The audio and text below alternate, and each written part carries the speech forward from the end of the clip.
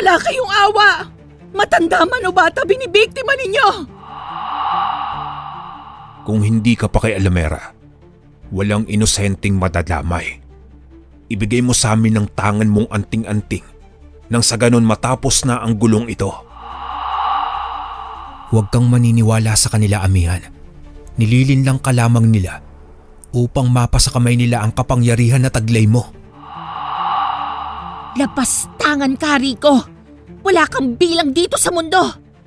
Kaya't ang iyong opinyon ay hindi mahalaga! Ngayon tatapusin na kita! Sige! Galawin niyo ang aking kaibigan! Ihahatid ko kayo sa impyernong pinanggalingan niyo!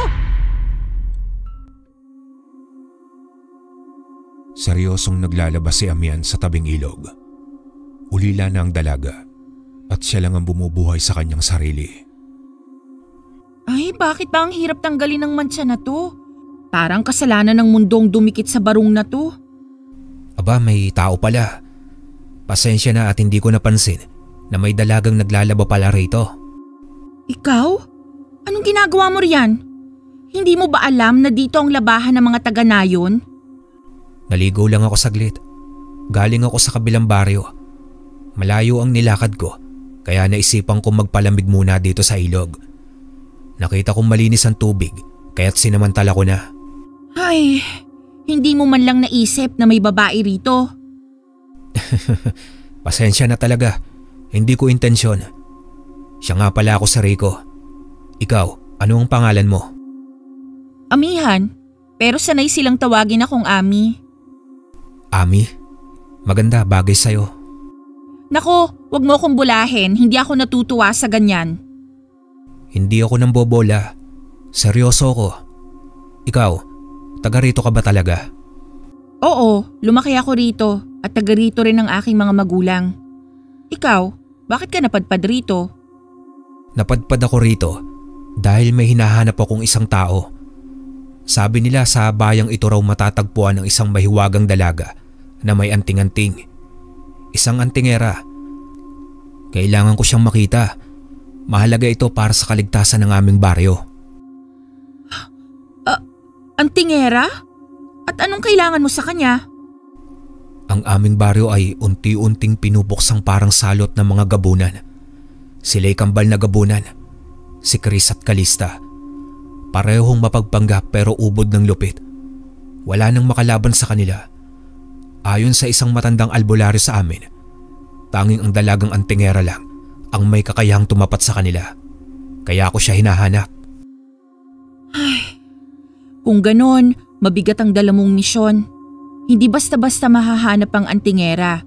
Kung totoo mang narito siya, siguradong may dahilan kung bakit siya nagtatago.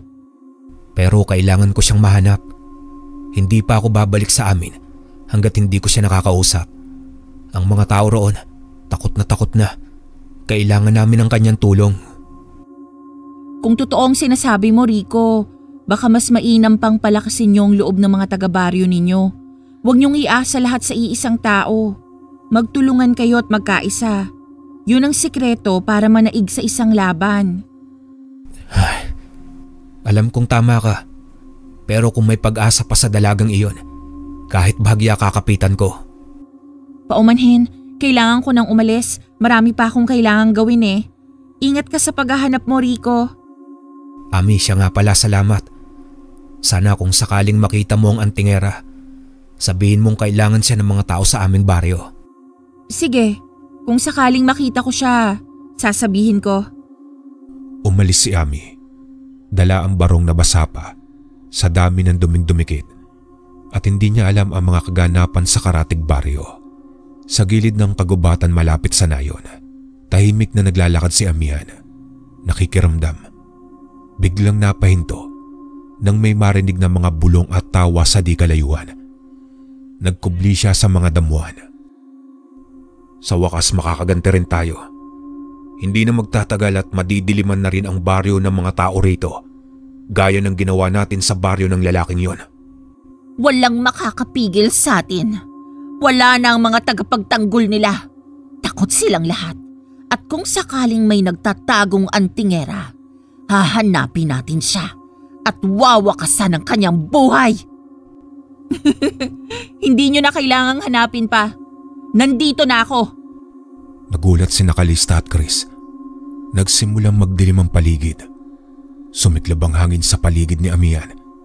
Tila may buhay ang kanyang aura. Ikaw na naman. Hindi ka pa rin natututo, Amihan. Sa pagkakataong to, hindi ka na makakatakas. Ako ang tagapagtanggol ng bayang ito. At sa ngalan ng mga inosenteng nilapastangan ninyo, ibinababa kong huling babala. Layuan niyo ang bayang ito o ako mismo ang magpapabalik sa inyo sa impyerno. Agad na sumugod si Chris. Ngunit mabilis siyang sinalag ni Amihan gamit ang anting-anting sa kanyang palad. Napatras ito habang si Calista ay nagpaulan ng itim na usok. Tinabas ni Amihan ang usok gamit ang liwanag mula sa kanyang anting-anting. Nagkasalubong ang lakas, liwanag at dilim. Ngunit sa huli, umatras ang kambal. Hindi pa ngayon. Pagbabalik kami, Amihan. At sa pagbabalik namin, wala ka nang matatakbuhan, Amihan. Naglaho sa itim na usok ang kambal. Maya-maya pa lumabas si Rico mula sa likod ng puno. Namumutla sa nasaksiyan niya. Ami? Ikaw? Ikaw pala ang antingera. Rico? Kanina ka pa ba dyan? Nakita mo ba ang mga naganap? Oo, nasaksiyan ko ang lahat. Bakit hindi mo agad sinabi sa akin ang totoo? Hindi lahat ng may kapangyarihan gustong ilantad ang sarili. Ang bawat galaw ko'y binabantayan ng mga kaaway. At ngayong nakita mo na, tama, ako nga ang hinahanap mo. Ayokong may mapahamak dahil sa kakayahan na meron ako. Salamat. Salamat at ikaw pala ang pag-asa ng baryo namin. Sa wakas may pag-asa na muli. Hindi pa tapos ang laban, Rico. Mas malalaki pa ang unos na darating. At kailangan kong maging handa. Kaya't sana ang mga nakita mo manatiling sa iyo lamang. Ayokong may makabatid ng aking pagkatao. Makakaasa ka, Amihan. Sa tabi ng ilog, habang unti-unting sumisikat ang araw, tahimik na nakaupo si Amihan sa isang bato. Hawak-hawak ang anting-anting sa kanyang palad. Lumapit dito si Rico at dahan-dahang umupo sa tabi niya. Ami, huwag kang mag-alala. Ang nakita ko kanina, ang buong katotohanan mananatili sa akin. Hindi ko ito pagsasabi kahit kanino. Nangako ako sa sarili ko. Ang mga tulad mo'y hindi dapat pinagtataksilan, kundi pinapahalagahan. Salamat, Rico. Hindi ko inaasahan na may makakaalam sa lihim ko. Ngunit nagtitiwala naman ako. Kaya't huwag mo sanang sirain yon. Hindi mo na kailangang itago pa sa akin ang totoo. Alam kong mabigat ang pasan mong tungkulin. Kaya kung may magagawa ko upang gumaan iyon, kahit kaunti lang, handa akong tumulong, Ami. Ay, sa totoo lang, delikado na ang kalagayan mo.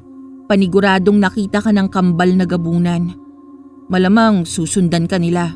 Gagawin nila ang lahat upang malaman kung anong alam mo at kung sino ako. Kaya mo bang ipagkatiwala sa akin ang buhay mo kung ako man ay maging bihag nila? Kaya ko, pero hindi lang yun, Rico. Kailangan mong manatili sa tabi ko. Hindi lang dahil alam mo na ang totoo, kundi dahil alam kong hindi ka naligtas. At higit pa ron, may tiwala ako sa'yo. Kung sa tabi mo ako mas ligtas at kung sa tabi mo ako makakatulong, hindi na ako alis. Kahit saan ka man dalhin ng laban na to, nariyan ako. Hindi kita iiwan, Amihan. Simula ngayon, hindi ka na basta-bastang si Rico. Isa ka ng kasama sa laban na to. At sana, handa ka sa lahat ng maaaring mangyari. Para sa'yo at para sa mga taong kailangang protektahan, handa ako. Sa di kalayuan, isang anino ang gumuhit sa langit. Senyales ng panibagong panganib. Ngunit sa unang pagkakataon, hindi na nag-iisa si Amihan. Sa masukal na gubat sa daan patungong baryo ni Rico, umalingaw-ngaw ang huni ng mga insekto habang tinatahak ni na Amihan at Rico ang madamong landas. Bitbit ni Amihan ang isang itak na may ukit ng sinaunang baybayin. Si Rico naman ay may dalang sulo at bakas sa kanyang muka ang pagod at pagkabahala. Ilang oras pa kaya bago tayo makarating? Ibang daan kasi ang tinahak natin. Kung hindi tayo dadaan sa landas na to, maaabot natin ang kabundukan sa pagsikat ng araw. Mula ron, 1 oras na lang ang layo sa baryo ninyo. Mas mabilis dito kaya naman mabilis tayong makakarating. Amihan, kanina pa ako may nararamdamang kakaiba. Para bang may mga matang nakatitig sa atin mula sa dilim. Huminto ka. May paparating. Mula sa kawalan, isang malagim na katahimikan ang bumalot sa paligid. At sa isang iglap, naglabasan ng mga anino. Hindi tao, hindi rin mga hayop, kundi mga nilalang na nilika mula sa itim na mahika ng kambal na gabunan. Nilalang ba yan ng mga gabunan? Oo, taga-subaybay. Isinugo upang patayin ang sino mang humadlang sa mga kambal. Hinugot ni Amihan ang anting-anting mula sa kanyang leeg. Sumiklab ang liwanag sa paligid niya. Ginto, bughaw at pula ang sinag. Tapos ay umangat ang kanyang buhok at bumalot sa kanyang katawan ng liwanag na tila nakasuot siya ng isang sandatang itaryal. Sa ngalan ng liwanag, sa anting-anting na iniingatan ng aking angkan, layuan niyo kami! Isang matinding pagsabog ng enerhiya ang bumalot sa gubat. Nangisay at umatras ang mga nilalang. Ngunit hindi sila tuluyan naglaho. Sa halip, nagsimulang magtipon-tipon at unti-unting naging mas malalaking halimaw. Amihan, kailangan na nating tumakas. Hindi natin kayang tapusin silang lahat dito. Hindi kita iiwan, Rico. Hawakan mo ako. Hinawakan ni Rico ang kamay ni Amihan. Mabilis siyang nagdasal ng panalangin pananggalang at biglang bumalot sa kanila ang anting-anting ng liwanag. Isang matinding bugso ng hangin ang sumambulat. Tinulak ang mga halimaw papalayo at binuksan ang daan sa harap nila. Ngayon! Takbo! Nagmadali silang tumakbo. Humahabol ang mga nilalang. Ngunit sa bawat hakbang ni Amihan, nag-iiwan siya ng bakas ng apoy sa lupa. Sa wakas, narating nila ang burol kung saan tanaw na ang baryo ni Rico sa malayo. Tila isang ilaw na kumikislap sa gitna ng kadiliman. Amihan, hindi ko akalaing ganito katindi ang kapangyarihan mo. At hindi pa yan ang tunay kong lakas. Dahil ang totoo, nagsisimula pa lang ang tunay na digmaan. Sa di kalayuan, isang malakas na tawa ang umalingaw-ngaw. Tawa ni Kalista at Chris na nakatanaw mula sa itaas ng puno. Sinisiyasat ang lakas ng kanilang kalaban. Pinaigting lang niya ang ating kagustuhang patumbahin siya. At sa oras na dumating sila sa baryo, sasalubungin natin sila ng apoy at bangungot. Madilim pa ang paligid nang marating ni Amihan at Rico ang baryo. Sa halip na katahimikan at init ng tahanan, sinalubong sila ng amoy ng nasusunog na kahoy, putik na may dugo at mga sigaw ng mga nawalan. Ang mga kubo'y durog, ang mga daan ay may bakas ng labanan. Diyos ko, anong nangyari rito? Huli na tayo. Sinimulan na nila ang pagsalakay at pagpapahirap sa mga inosenteng tao. Mula naman sa anino ng dilim, biglang lumitaw ang kambal na gabunan. Kumusta ang pagbabalik, Rico? Nakita mo na ba ang sinira naming mundo? Dahil yan sa'yo sa pagtatangkang iligtas sila, mas maraming nasaktan. Mga halimaw kayo, mga wala kayong puso. Kayong walang karapatang magsalita ng ganyan. Pinili niyong sirain ang mga walang laban. At pinili mong ipaglaban ang mga walang saysay. Wala silang silbi, kundi ang maging abo sa daan ng kapangyarihan. Bakit niyo ito ginagawa? Anong kasalanan ng mga batang iyon? Ng mga matatanda na wala namang armas at kalaban-laban sa inyo? Ang pagkakaroon nila ng pag-asa, yan ang kasalanan nila. Hindi pag-asa ang kasalanan. Kayo ang salot at pipigilan ko na ang bangungot na to ngayon din. Subukan mo lang, Antingera. Hindi mo kami kayang sabayan. habang buhat mo ang bigat ng pagkatalo. Hindi siya nag-iisa, nandito ako. At hindi mo kailangan ng anting-anting para malaman kung sino ang tama. Napakatanga mo, Rico. Isang salita lang, pwede ka naming gawing abo sa harap niya. Subukan nyo, pero siguraduhin ninyong kaya nyo kaming tapusin sa unang hampas. Dahil kapag nakatayo pa rin ako pagkatapos nun, ako naman ang lulusob. Hindi pa ito ang wakas, amihan. Ito lang ang panimula ng pagwasak ng lahat ng pinoprotektahan mo. Babalik kami at sa susunod, wala nang matitira. Lahat ng taong malapit sa'yo at mga inosenteng pinoprotektahan mo, aming papaslangin. Naglaho ang kambal sa usok at anino. Tahimik ang paligid. Tahimik na puno ng bangkay at abo. Pasensya na kung nakarating lang tayo kaagad. Wala kang dapat ikahiya. Ginawa natin ang lahat sa oras na meron tayo. Amihan, handa na ako. Kahit madugo, kahit mapanganib, basta't kasama kita. Kung ganon, simula ngayon, Rico, maghanda na tayo. Hindi lang para ipaghiganti ang mga biktima, kundi para tapusin ang kasamaan ng kambal na yon. Sa gitna naman ng abo at katahimikan, magkasama silang tumayo. Ang anting-anting sa dibdib ni amihan ay muling nagliwanag. Simula na ng tunay na digmaan. Makalipas naman ang ilang araw, sa gitna ng nawasak na bahagi ng gubat, isang lihim na lugar na dating pinagsanayan ng mga tagapagmana ng liwanag. Dito dinala ni amihan si Rico upang sanayin siya sa pakikidigma. Ang lupa hindi na gaya ng dati. May bakas ng sinaunang labanan. Sa gitna ng bilog ng mga bato, nakatayo si Rico. Pawisan, sugatan, ngunit nananatiling nakatindig.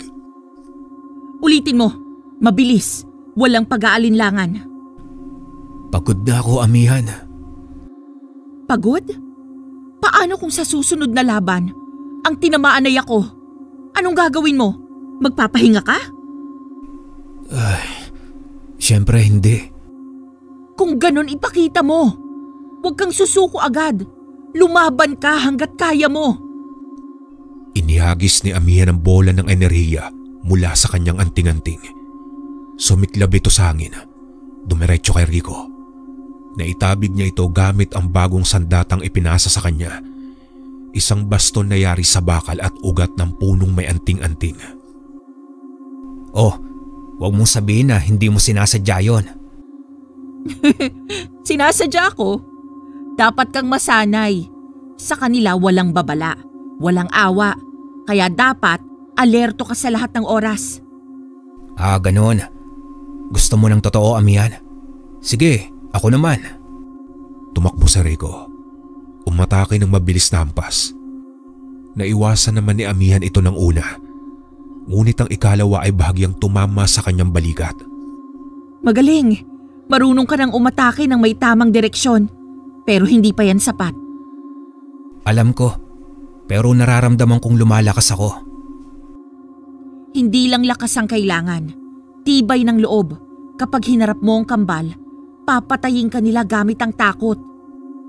Habang nag-uusap naman ang dalawa, biglang lumindol. Napalingon si amihan. Isang anino ang mabilis na dumaan sa likod ng mga puno. Chris? Bakit siya nandito? Lumitaw mula sa likod ng usok si Chris. May hawak na mahabang tabak na kumikislap sa dilim. Ang bilis mo namang tinuruan ng bagong kasangkapan mo, amihan. Pero sayang lang, dahil wala siyang laban sa amin. Hindi ako kasangkapan. Isa akong mandirigma at babawiin namin ang lahat ng kinuha nyo. Umalis ka, Chris. Hindi pa itong panahon ng tapatan. Ako ang nagtatakda ng panahon, amihan. Kaya't anumang oras, maaari akong sumugod at paslangin kayo. Lumipad si Chris. Nagpaulan ng itim na talim. Mabilis na sinalag ni amihan gamit ang liwanag mula sa kanyang anting-anting. Tumilapo naman sa Rico. Ngunit agad din tumayo at tinaga ng buong lakas ang nilikang anino ni Chris. Hindi ako natatakot sa'yo. Tignan nga natin sa susunod. kapag si Calista na ang humarap sa inyo. Naglaho si Chris sa usok. Tumahimik na muli ang paligid. Kung kanina pa siya seryoso, baka patay na tayo. Hindi. Hindi na tayo tulad ng dati. At ikaw, Rico, sa kauna-unahang pagkakataon, tinamaan mo ang anino ng kadiliman. Ibig sabihin, may pag-asa ka. Sige, ituloy na natin ang pagsasanay, Amihan. Hindi ako titigil hanggat hindi ako handa. Simula ngayon, hindi ka na si Rico lang. Isa ka ng mandirigmang tagapagtanggol.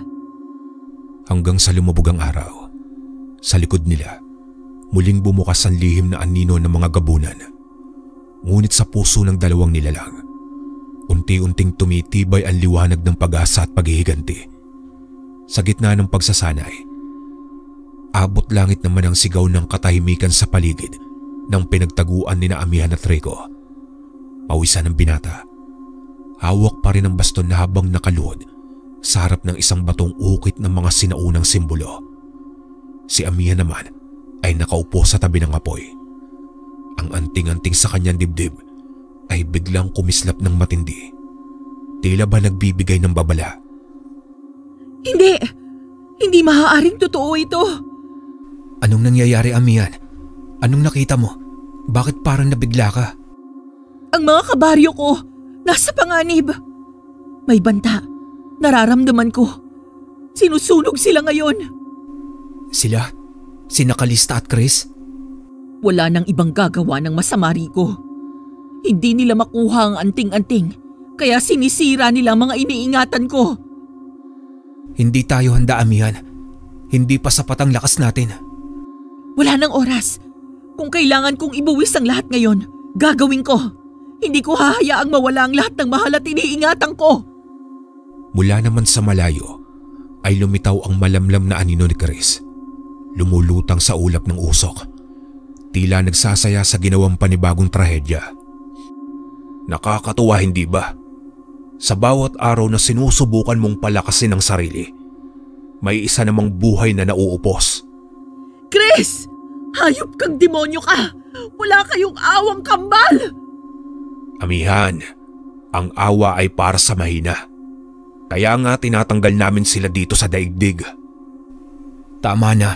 Nasaan si Calista? Siya ba ang nanguna sa pananalakay? Bakit hindi mo alamin?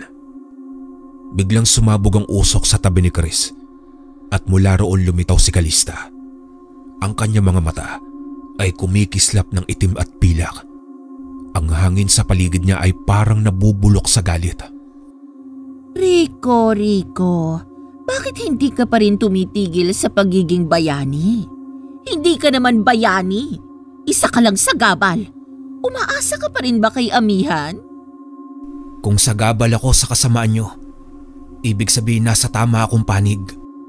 Anong layunin ninyo sa mga inosente? Hindi silang sadya ninyo, di ba? Ako ang gusto nyo.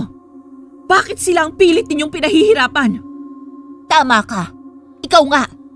Pero gusto naming ipaalala sa'yo kung anong kapalit ng katigasan ng ulo mo. Bawat kabataang umiiyak, bawat nanay na nawalan ng anak, kasalanan mo lahat, Amihan, dahil nagmamatigas ka. Sa bawat patak ng dugo ng kabaryo ko, ipaghihiganti ko sila. Subukan mong habulin kami.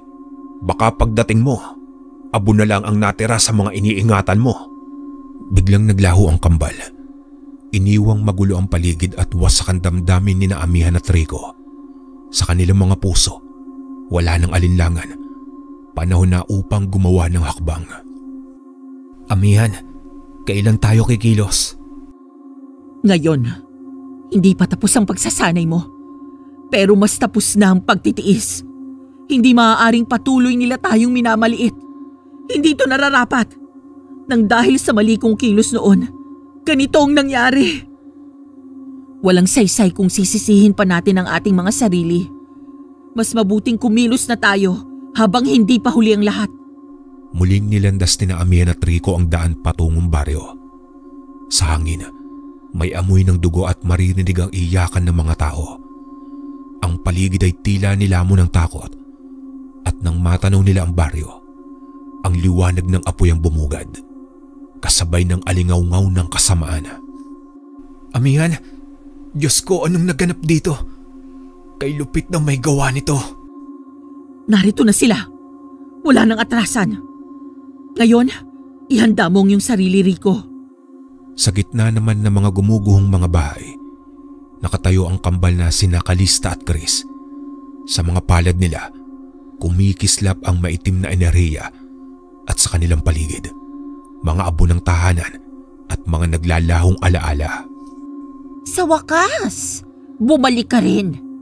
Nasaan ang lakas mo ngayon, amihan? Sa harap ng mga bangkay na iyong pinoprotektahan. O baka naman nasa katawan na ng kaibigan mong mamamatay ngayon. Hindi pa ako tapos sa inyo, Chris. Masyado niyong minamalit ang aking kakayahan.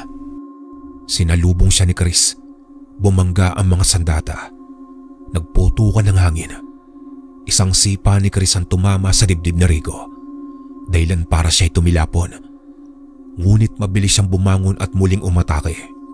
Kung kailangan kong mamatay para lang mapigilan kayo, handa akong gawin yon. Alang-alang sa mga inosenteng nadadamay sa inyong kasamaan. Gusto mo ng kamatayan? Eto! Sumiklab ang itim na apoy sa espada ni Chris. Ipinatama ito sa lupa at lumabas ang apoy na sumunod sa yapak ni Rico. Umatras ng bagya si Rico. Tumalon. Tumama ang baston sa likod ni Chris, pero sinalag ito. Habang lumulutang sa ere si Calista, hinarap niya si Amihan. Ngayon na, amihan! Harapin mo ko! Hindi lang bilang tagapagtanggol, kung hindi bilang taong papatayin ko! Hindi ako takot sa kamatayan, pero sisiguraduhin kong ikaw ang unang lalasap ng sakit sa aking gagawin sa'yo. Lumipad si Amihan.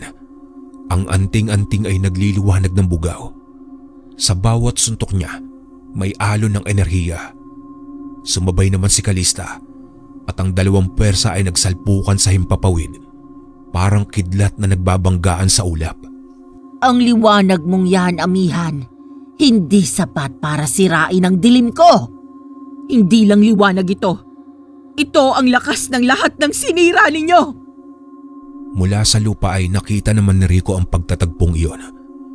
Ngunit sa hindi inaasahan, dumiretso si Chris sa kanya at walang babalang sinaksak siya sa tagiliran. Amihan! Tumilapon si Rico sa lupa. Duguan, nanghihina. Lumingon si Amihan at doon, napuno ng puot ang kanyang puso. Nagliyab ang buong katawan niya sa bughaw na liwanag. Sa isang iglap, nasa tabi na niya si Chris, susundan ng pag-atake. Pero mabilis siyang sinalubong ng sinag mula sa anting-anting. Wala ni isa sa inyo ang may karapatang pumatay sa kaibigan ko! Isang buhos ng enerhiya ang dumaluyong mula kay Amihan. Tinamaan si Calista at bumagsak sa lupa. Wasak ang balikat at duguan ng muka. Calista! Humanda ka, Amihan. Pagbabayaran mo ito. Nilapitan ni Chris ang kakambal. Kinuha ito at tumalon sa hangin. Sa ere sumigaw siya habang hawak ang duguang si Calista. Babalik kami, Amihan. Sa susunod, wala nang makapipigil sa amin. At sa isang siwang ng itim na alon, naglaho ang kambal. Nagmamadali namang nilapitan ni Amihan si Rico. Niyakap niya ito habang pinipigilan ng pag-agos ng dugo.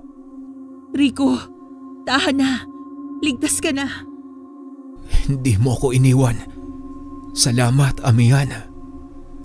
Hindi kita iiwan. Kaibigan kita at hindi kita pababayaan. Sa silong naman ng isang bahay na himalang nakaligtas sa sunog, nakahiga si Rico. Pulang telang nakapulupot sa kanyang sugat. Bagyang nanlalambot. Nakabantay naman si Amihan. Ang kanyang kamay ay nakayukom sa ibabaw ng anting-anting. Sa bawat saglit, nararamdaman niyang papalapit ang panganib. Hangin pa lang mabigat na. Rico, magpahinga ka lang. Ako ang bahala. Hindi pa sila tapos, Amihan. Alam kong babalik sila. Hindi sila titigil hanggat hindi nila nakukuha sa iyo ang kanilang nais. Bago pa man makasagot si Amihan, yumanig ang lupa.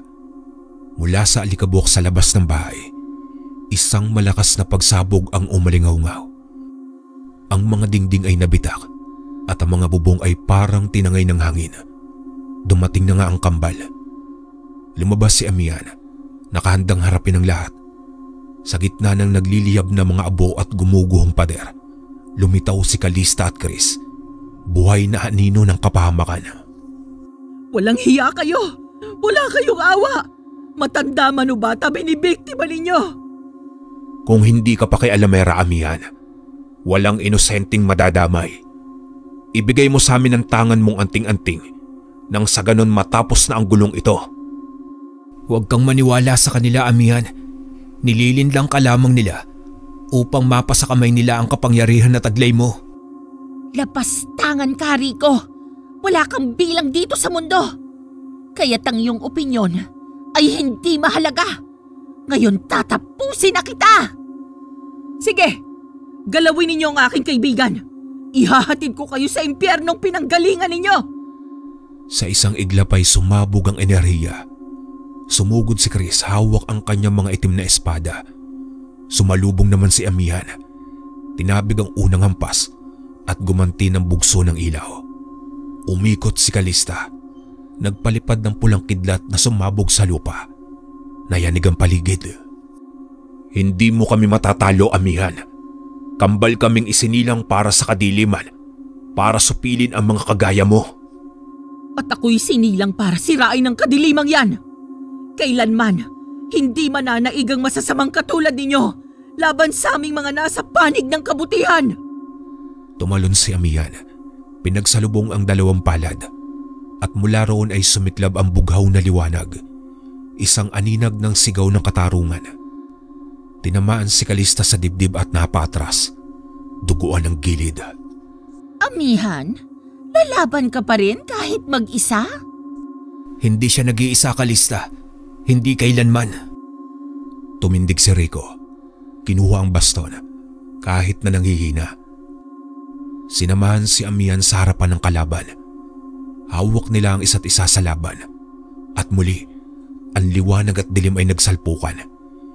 Sa huling bugso ng enerhiya, napuruan si Calista. Tumalsik ito sa isang nasirang dingding. Duguan at halos di makagalaw. Tinakbo siya ni Chris. Dinampot at muling umatras habang dumidilim ang paligid. Babalik kami, Amihan. Hindi pa ito ang wakas. Palagi na lang na yan ang inyong sinasabi. Palagi naman kayong natatalo. Tandaan ninyo, sa susunod na labanan, hinding-hindi na kayo makakaalis. Kahit kapwa nang hihina, tumayo sina Amihan at Rico. Magkatuwang, magkaisa, handa sa anumang kasunod na labanan. Lumipas ang mga araw matapos ang sagupaan. Sa unang pagkakataon, tumahimik ang paligid. Walang anino ng dilim, walang sigaw ng panganib. Si Calista ay malubhang nasugatan at ang kambal ay hindi na muling nagpakita. Ngunit sa puso ng bawat isa, alam nilang hindi pa tapos ang lahat. Hindi na sila nagpakita. Parang isang bagyong dumaan at naglahong bigla. Pero iniwan nila ang bakas. Tignan mo ang baryo. Para tayong muling magtatayo mula sa wala. Marami ang naapektuhan dahil sa kanila. Hanggang kailan tayo ganito? Walang kasiguraduhan kung tapos na nga ba ang laban. Napatingin sa mga kabaryong nagsisimula ng mag-ayos ng mga kubo. Nagtutulungan sila, Amihan. Kahit sugatan, kahit pagod, tuloy-tuloy lamang ang mga ito. Tama ka. Pero may kakaiba ngayong araw. May lakas na bumabalik sa mga mata nila. Hindi natin sila dapat biguin. Kahit tahimik sa ngayon, hindi tayo maaaring maging kampante. Lalo na't buhay pa ang ating mga kaaway. Dahil alam nilang hindi na sila nag-iisa. Alam nilang may dalagang antingera sa tabi nila. Alam nilang kahit ano pa ang mangyari, nariyan ka. Hindi naman pala pangit kung malalaman ng iba ang tungkol sa'yo. Tignan mo, nabuhayan sila ng loob. At may Rico rin na walang inuurungan kahit may sugat pa. Huwag mong ibigay lang sa akin ang papuri dahil kasama kitang lumaban. Palagi mong tatandaan, Hindi ko magagawa to kung wala ka. Ngunit ikaw ang naging dahilan, Amihan, kaya ako naging matapang. Tama lang na sa'yo ibigay ang papuri dahil tunay kang bayani. Sa likod nila ay makikita ang mga kabataang muling naglalaro. Ang matatanday nagtutulungan sa pagbubuo ng mga nasirang bubong. Ang baryo ay tila unti-unting binubuhay ng pag-asa. Sa palagay mo, babalik pa ba sila? Sana magtagal pa ang katahimikan na ating tinatamasa. Babalik sila. Hindi sila susuko hanggang hindi nila nakukuha ang nais na inaasam nila. At tayo, Amihan, anong dapat nating gawin? Hindi rin tayo susuko. Bawat araw na nabubuhay tayo, panalo na yon laban sa kanila. Hindi ko hahayaan na may madamay pang inosenteng tao dahil lang sa kasakiman nila. Mula sa malayo, sumikat ang araw. Mapula, parang sugat ang langit. Ngunit sa ilalim ng sinag na iyon, isang bagong liwanag ang umuusbong.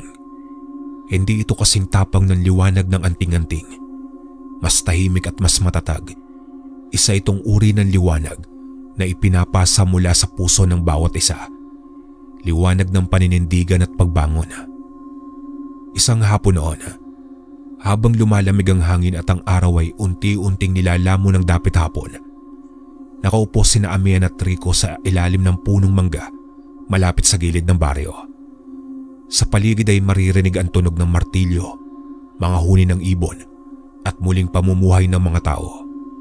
Ngunit ang kanilang usapan ay hindi tungkol sa muling pagtayo o pagbangon, kundi sa kung ano ang kanilang gagawin upang matuldukan na ang kanilang kasamaan. Alam nating hindi habang panahon ay magtatago ang kambal. Amihan, sigurado babalik sila. Hindi ko na kayang hintayin lang ang pagbabalik nila. Hindi na ako papayag na lagi tayong nauunahan ng ating kalaban bago kumilos. Gusto mo ba silang unahan? Sa pagkakataon na ito, tayo ang unang atake. Yun ba ang nais mong ipahiwatig? Hindi lang unahan, kundi tapusin sila. Kailangang tapusin ang suliraning ito. Ako na ang huling antingera. Kung hahayaan ko pa silang mabuhay, uulit at uulit ang kasakiman nila. Mas maraming mapapahamak. At baka hindi lang baryo natin ang kanilang atakihin, kundi maging ang ibang karatig. May alam ka bang paraan? Ang anting-anting, may huling sigalbo. Kapangyarihang hindi ko pa kailanman ginamit. Isang pagbubukas ng 2 pintuan. Isang paraan para makapasok sa pinakapusod ng kadiliman. Sa pinanggalingan ng kambal. May lakas ang anting-anting na to na hindi lang pangkaraniwan. At kapag naandun ka na, kailangang tapusin ang ugat. Hindi lang sila, kundi ang mismong kakayahan ng kasamaan sa loob nila. May kapalit ba yan? Baka mapahama ka. Baka hindi na ako makabalik. Tumahimik ang paligid. Tanging hampas ng hangin sa dahon ang maririnig. Ilang sandaling nakatingin si Rico sa lupa bago siya tumayo. Kung iyan ang landas mo, landas ko na rin yan. Hindi kita iiwanan, Amihan. Kahit sa loob ng dilim, sabay natin silang harapin at tapusin. Wala itong atrasan, Rico. Kaya't desidido ka ba sa iyong pasya? Matagal na tayong lumagpas sa puntong yon. Mula sa kanilang kinatatayuan, lumipad ang isang ibon. Tumatakbo sa langit na tila may layunin. Sa kanilang likuran, ang baryo ay patuloy na bumabangon. Ngunit sa puso ng dalawa, alam nilang hindi lang ito laban para sa isa't isa, kundi para sa lahat. Nakaupo naman si Amihan sa gitna ng bilog na ginuhit, gamit ang durog na bulalakaw at abon ng palaspas. Nasa paligid niya si Rico. Hawak ang itak na may inskripsyon ng sinaunang pananggalang. Sa mga daliri ni Amihan ay dumadaloy ang liwanag ng anting-anting habang binibigkas niya ang sinaunang panalangin. Sa bisa ng liwanag, sa ugat ng lahing tagapagtanggol, buksan mo ang pinto at dalhin kami sa ugat ng dilim. Umugong ang hangin. Umikot ang alikabok. Nagitla ang lupa. Sa gitna ng bilog, isang puwang ang bumukas. Itim, parang walang hangganan. Hawak kamay sabay silang tumalon. Ang lugar ay parang loob ng bangungot. Madilim, may halimuyak ng asupre at sa bawat hakbang ay naroon ang mga alingaw-ngaw ng sigaw at luha. Ang lalakas naman ng loob niyo para pasukin ang aming teritoryo. At dahil dyan, dito na rin kayo mamamatay. Hindi kami pumunta rito para mamatay, kundi para tapusin na ang kasamaan ninyo.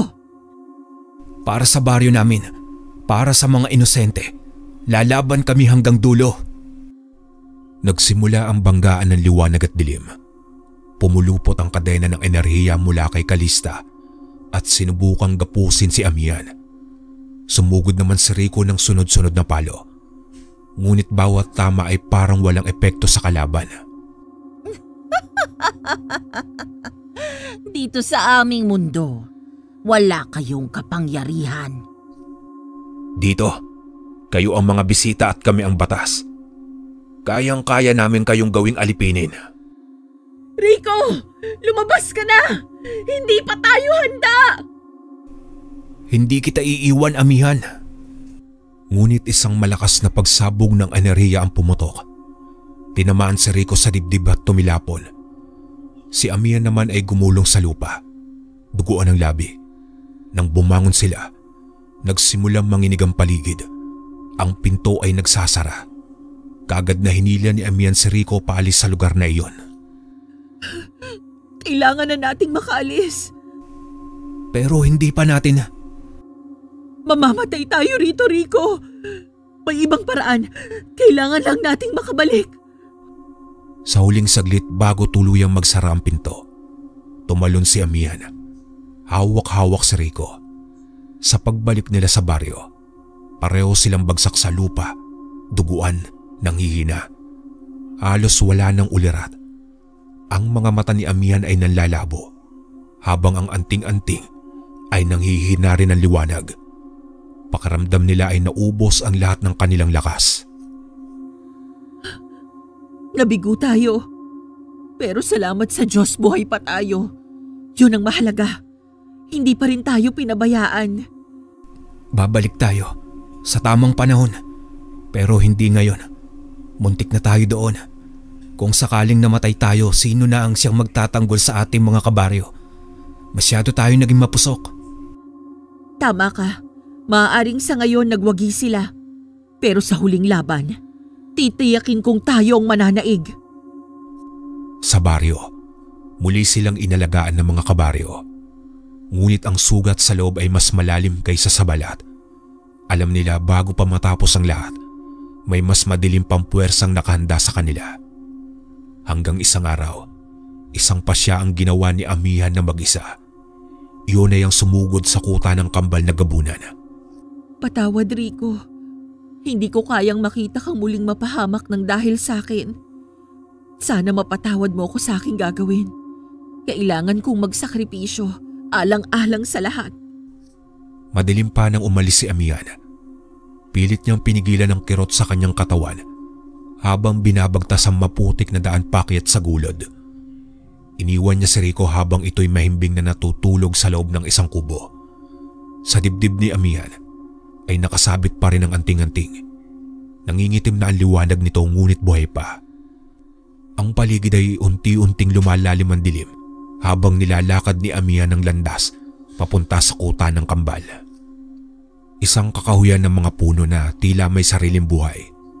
Puno ng bulong, anino at malamig na hangin na parang may galit. Ngunit hindi siya umatras. Hindi na kita hahayaang manaig. Kalista at Chris, panahon na para wasakin ang kadiliman ninyo. Sa gitna ng kagubatan ay may naramdaman si Amihan. Isang presensya. Malamig, mabigat at bigla siyang napalingon. Isa kang hangal, Amihan. Dumating ka dito mag-isa. Para saan? Para mamatay? Para wakasan ka. Narito ako para tapusin ang kasamaan ninyo. Hindi mo pa ba naiintindihan? Sa lugar na ito ako ang batas. Hinding-hindi ka mananaig laban sa akin. Mabilis na nagpamalas ng lakas si Chris. Sumabog ang anino sa paligid. Tumalsik ang mga haliging itim. Bumagsak ang mga sanga at bumulusok ang lupa. Tumakbo naman si Amihan. Iniiwasan ang mga bumubulusok na enerhiya at sa bawat hakbang niya, ang kanyang sugatang katawan ay halos bumigay. Ngunit hindi siya huminto. Nasaan ang kasama mong duwag? Iniwang ka ba? O ikaw ang nagtaksil? Hindi ako kailanman tumalikod. Hindi tulad mo na nagpakain sa dilim. Ako ang tatapos sa kasamaan ninyo. Magsama kayo ng kambal mo sa impyerno! Nagbanggaan ang kanilang mga kapangyarihan. Liwanag at anino. Binalot ng kakaibang liwanag ang buong paligid. Bawat hampas ni Chris ay kasabay ng malalakas na alingaungaw. Parang sigaw ng mga kaluluwang nilamon ng kanyang kapangyarihan. Ngunit sa kabila nito, tuloy sa paglaban si Amihan. Malakas ka nga, pero hindi sa patantapang kung puso mo'y sugatan. Hindi ka pa rin mananaig sa akin. Ang sugat ko ang nagpapatibay sa akin. Dahil sa sugat na to, alam ko kung gaano kahalaga ang bawat buhay. At ang mga inosenteng nadadamay, sila ang aking inspirasyon. Sige, Amihan. Unahin mo ang kapakanan ng iba at dahil dyan mamamatay ka. Sumugod si Chris hawak ang espada ng anino. Ngunit sinalubong siya ni Amihan.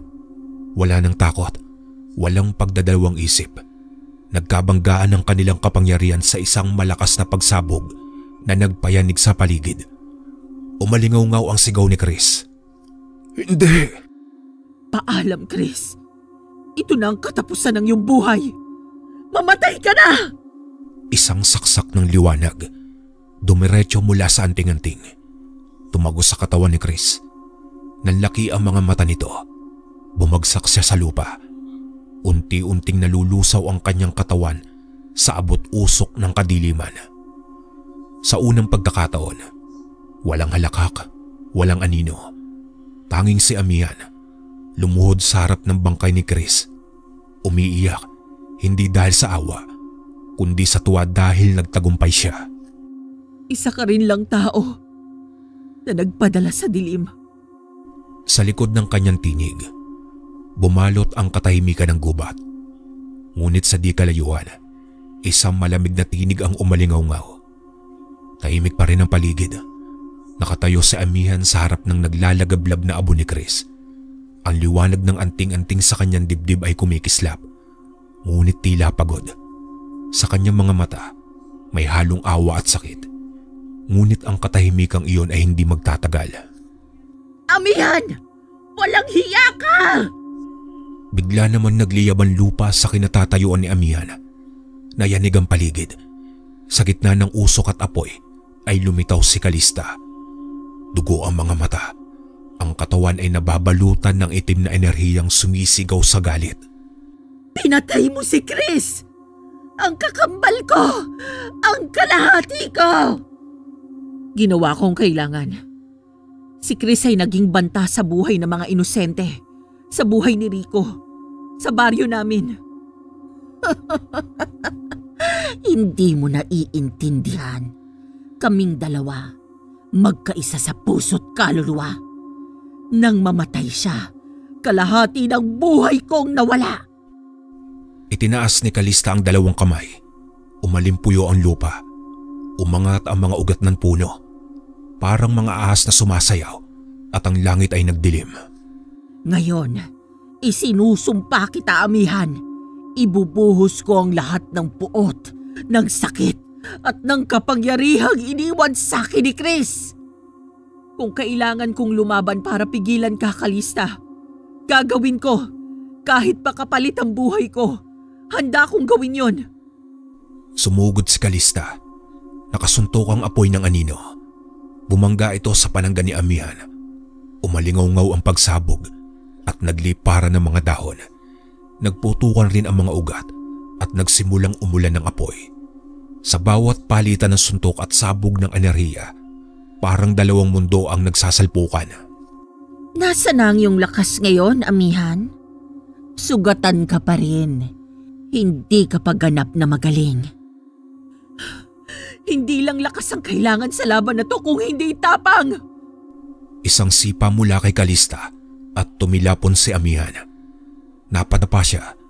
Ngunit bago pa tuluyang makalapit ang kalaban, bumangon si Amihan at binigkas ang lihim na orasyon ng anting-anting. Ilaw ng dugo't diwa, humati ka sa dilema. Biglang sumiklab ang liwanag mula sa kanyang katawan. Bumalot sa kanyang mga braso at kamay. Sumugod siyang muli. Sinalubong ang galit ni Kalista ng sinag ng kanyang kapangyarihan. Ilang minutong palitan ng kapangyarihan.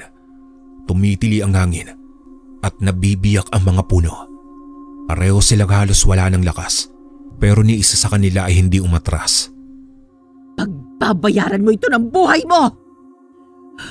Kung yun ang kabayaran, handa akong mamatay. Pero hindi ngayon! Isang huling pagsabog. Nagbanggaan ang kanilang kapangyarihan. Pumalandit ang liwanag sa langit.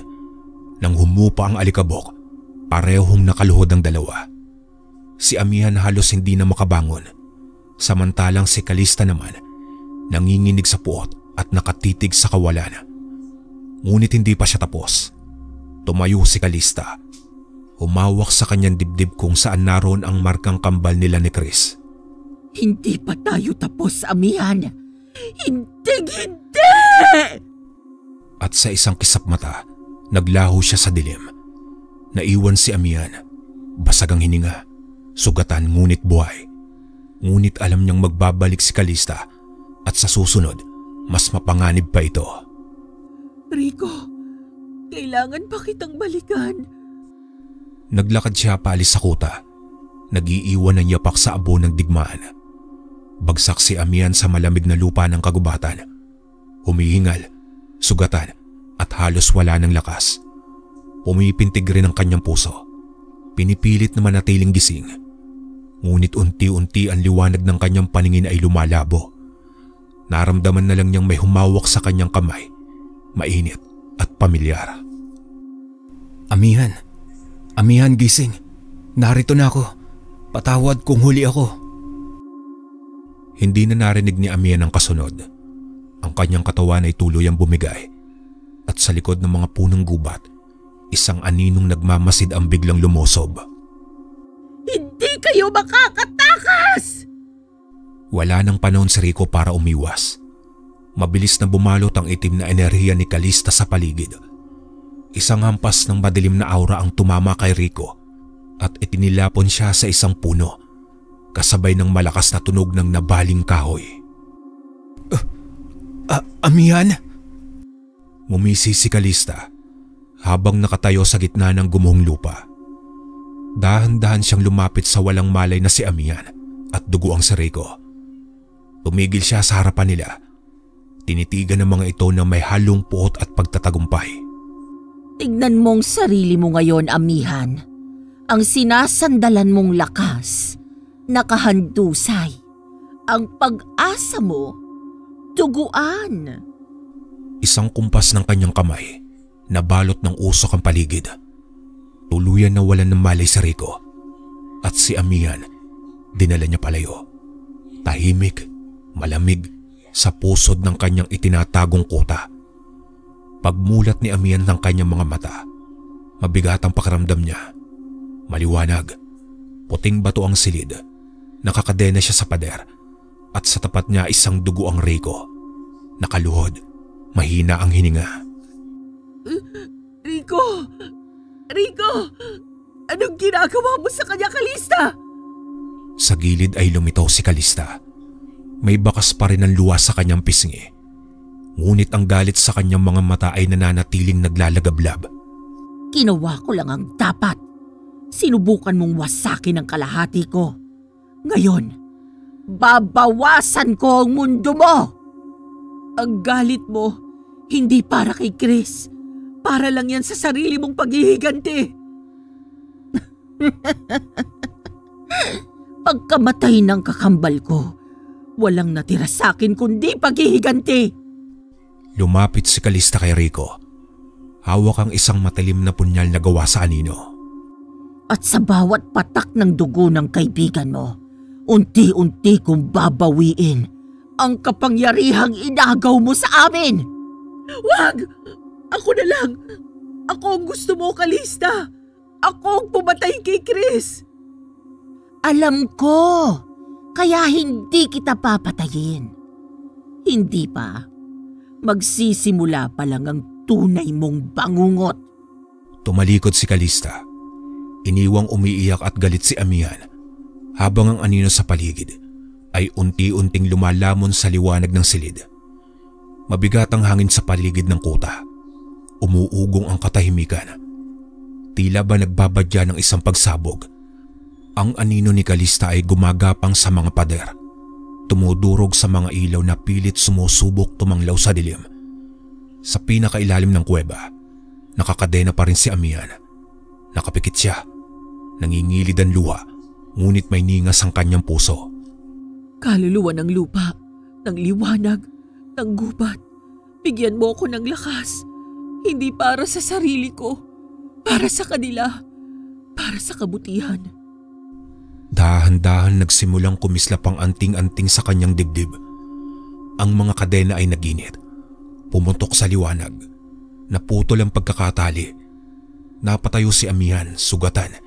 Nanginginig ngunit buo ang loob. Sa kabilang silid, si Rico ay halos wala ng malay. Duguan at nakaluhod. Nakatingala siya kay Calista na may hawak na itim na espada. Habang ang mga anino sa paligid ay sumasayaw sa kanyang mga utos. Gusto mo bang mamatay sa katahimikan, Rico? O gusto mong isigaw ang pangalan ng babaeng hindi mo naman kayang iligtas? Huwag mong bastusin ang pangalan ng aming kaibigan. Hindi mo siya kilala. Hindi mo alam ang bigat ng kasalanan niya. Siya ang dahilan ng pagkamatay ni Chris. Siya ang ugat ng pagkawasak ng lahat. Biglang nagliwanag ang silid. Isang aninong may apoy ang lumusob. Si Amihan. Hawak ang anting-anting sa isang kamay at ang espiritu ng hangin sa kabila. Tumilapon ang mga aninong nakapaligid kay Calista. Calista! Tigilan mo na! Tama ng paghihiganti mo! Hindi nito mababalik si Chris! Huwag mong banggitin ang pangalan ng kambal ko! At doon nagsimula ang huling laban. Parang lindol ang bawat salpukan nila. Umikot ang mga anino. Sumambulat ang liwanag. Sumabog ang mga bato sa bawat sagupan. Sa bawat galaw ni Calista, may kasamang puot at sakit. At sa bawat suntok naman ni Amihan, may luhang pilit pinipigil. May lakas na hango sa pag-ibig at paninindigan. Ninakaw mo ang kapayapaan ko. Tinanggal mo sa akin ang kaisa-isang taong minahal ko. Hindi mo alam kung gaano kasakit mabuhay. Nakalahati lang ng puso ang natitira. Alam kong sakit ng mawalan. Pero ang sakit na yan, hindi mo kailangang ilipat sa iba. Hindi mo kailangang sirain ang mundo dahil nasira ka. Tumalon si Calista, sabay bagsak ng espada ng anino. Tinapatan ito ni Amihan ng gintong liwanag ng kanyang anting-anting. Nagsalpukan ng dilim at liwanag. Umangat ang lupa at umalingaw-ngaw ang sigaw ng mga espiritu. Amihan, tapusin mo na, kaya mo yan. Napatingin si Amihan kay Rico at sa isang iglap, tumakbo siya. Umiwas. Sabay bigkas ng huling kapangyarihan. Tumama sa dibdib ni Calista ang bugso ng liwanag. Tumili si Calista, nabitiwan ng espada at bumagsak sa lupa.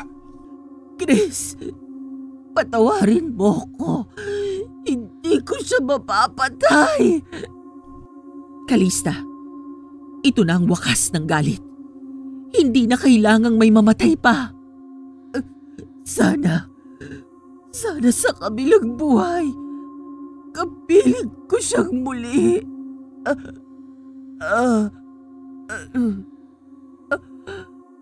Sa huling paghinga, naglaho ang katawan ni Calista sa ulap ng itim na abo at katahimikan ang sumunod. Lumapit naman si Amihan kay Rico. Pinilit niyang itayo ito. Inalo ang dugo ang katawan nito. Ngunit may mga ngiti sa mukha ni Rico kahit nanghihina. Alam kong kaya mo. Sabi ko sa'yo, hindi kita iiwan. Hindi mo rin ako pinabayaan. Tapos na, Rico. Tapos na. Sa labas ng guho, unti-unting sumisikat ang araw. Sa wakas may liwanag na muling dumampi sa mundo. Sa paglabas mula sa guho ng kuta, Nilandas ni na Amian at Rico ang daan pabalik sa baryo. Halos wala nang imik ang paligid. Tanging tunog ng mga hakbang at paghingal ang maririnig. Akala ko, hindi ko na ulit maririnig ang tahimik na gubat. Hindi ko rin inakalang maglalakad pa ako ng may liwanag sa likod. Ang lakas mo, Amian. Hindi lang sa laban, kundi sa pagpili. Pwede mo siyang patayin agad, pero pinili mong tapusin ng may habag.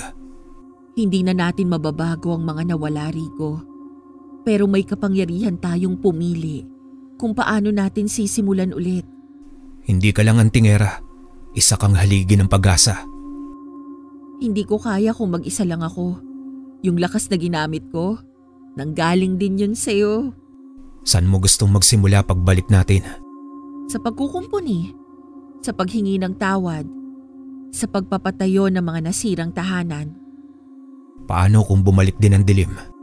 Pipikit ako sandali, hihinga ng malalim, tapos lalaban ulit. Kasama mo ako, Amian. Hindi ko hahayaang pang may mamatay para sa gulo ng nakaraan. Wala na si Calista. Wala na ang gabunan. Panahon na ng paghilom. Panahon na ng panibagong simula. Tahimik na silang naglakad muli sa direksyon ng baryo. Hindi para tapusin ang laban, kundi para buuin ang mundong minsan ay winasak.